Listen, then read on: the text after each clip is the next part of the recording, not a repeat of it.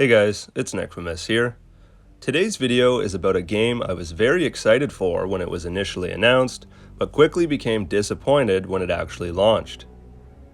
This game had great potential, but its life cycle peaked in the first year, and due to a mixture of incompetent developers, complicated gameplay, and lack of content, Evil Dead the game is dying before our eyes. As a big fan of horror movies, and more specifically, Evil Dead, I pre-ordered this game as soon as it was available.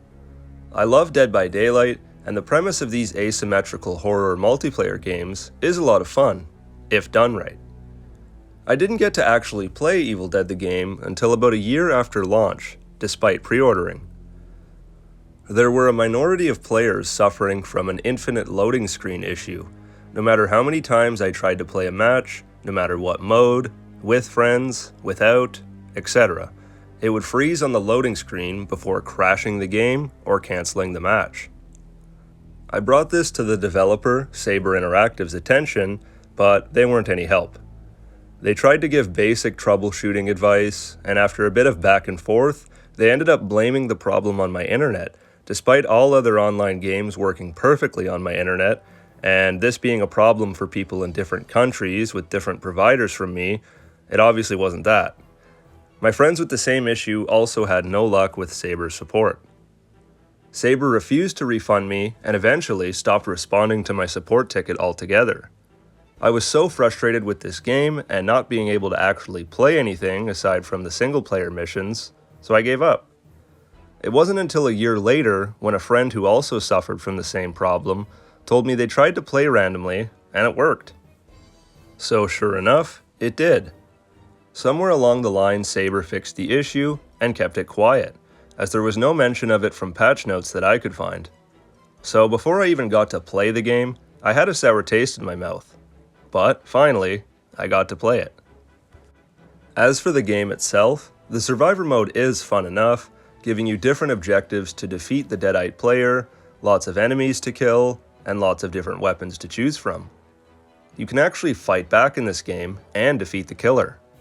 I love being able to shoot demons as survivors. It's a totally different vibe than running away and hiding like in DBD. Getting to play as all the different versions of Ash and his pals like Pablo is great. Every character feels unique and has something different to bring to the table. You can even drive vehicles. With a solid team, you can kick some serious Deadite ass. However, the demon mode is extremely underwhelming. I understand what they were trying to do, having you control the evil spirit with the wonky camera angle like we see in the movies, but ultimately, it's not fun to play. It's confusing to learn, even after playing the tutorial, and it can be frustrating trying to figure things out in the heat of a match. The tutorial is more of a showcase of your abilities and moves, and your objective in the match. You don't actually get to play against AI, and there's no way for you to practice as Demon other than in a real match. You're constantly running around collecting red orbs to be able to possess anything or attack survivors.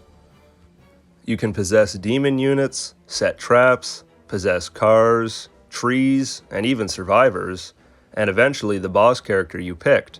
But you don't stay in the form long, and if the survivors know what they're doing, which at this point in the game's life cycle, they definitely do, you're not going to have fun. Lots of cool ideas here, but the execution was poor. I actually had a seasoned player tell me in the comments of a gameplay video that the game is designed to be miserable when you start playing Demon, and you won't get consistent wins or do any real damage to survivors until you level your characters up more. That in itself is just bad design, and not a great way to entice someone, especially a new player, to play that particular mode. It's a real shame too, because I'm a killer main in Dead by Daylight and usually prefer doing the killing than the surviving, but not in this game. They added a new mode after I stopped playing that seems to be a 40-man battle royale. Fun premise, but I'll play as Ash in Fortnite if I want to do this. The clowns at Saber only supported the game for a year with a few DLC characters before moving on to their next game. Their biggest blunder was not releasing any new DLC to coincide with Evil Dead Rise, which was new during the game's DLC cycle. It would have been so cool to see the fucked up demon mom from that movie, and Beth as a survivor. Maybe even a new map based on the apartment complex. But nope. One season of DLC, then radio silence for a few months before they announced they were done adding any new content to the game. I understand the Evil Dead license isn't an infinite fountain of content, but there was still a ton of characters they could have added, like the hugely fan-requested Chet from Ash vs. Evil Dead. It's hard to stay dedicated to a multiplayer game when you know no more content is coming. The game's social media profiles are as good as dead. A few random retweets here and there, but the last actual time the official Twitter page made a tweet was in April, and it was just to announce maintenance. Saber is doing themselves no favors and have completely abandoned this game aside from sporadic bug fixes. Let's not forget the Friday the 13th game's servers are shutting down at the end of this year because their developer's license expired. I expect this will be Evil Dead's fate in due time. Even in the developer's announcement that they aren't adding any more DLC, they say, "We will keep the servers up for the foreseeable future," which implies the servers will be shut down eventually. We don't know when their license will expire. It could be a few more years, but I can guarantee Saber won't want to renew it and will shut this game's servers down, just like Friday the 13th. That will be the official death of Evil Dead the game. Not a matter of if, only when. Evil Dead the game peaked on Steam with 568 players, which isn't very good to begin with, and their highest amount of players so far in the year 2024 has been 42 players in February. Now, Steam charts isn't always a great example to use because we don't know how reliable it is, and a lot of people play on consoles too. Luckily, you're able to see the top 100 most played games per month on PSN, and Evil Dead the game ranked 56th the month it came out, only not to appear at all on the list for the months after that. It wouldn't be until February 2023, the month Evil Dead the game came out as a free PlayStation Plus game, that it would pop back up here, being the 51st top game on PSN that month. But that was the last time it appeared.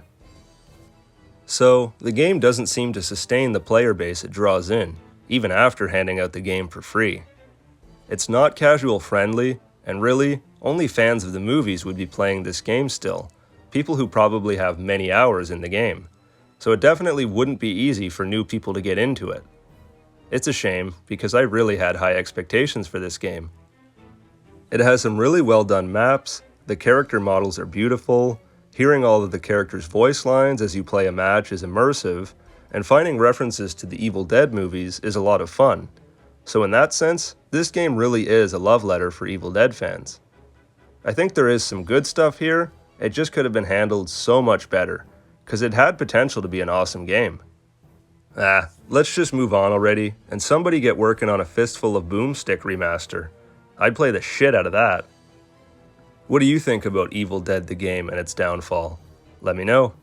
Thanks for watching, guys. As always, this has been Nickfamous. See you later.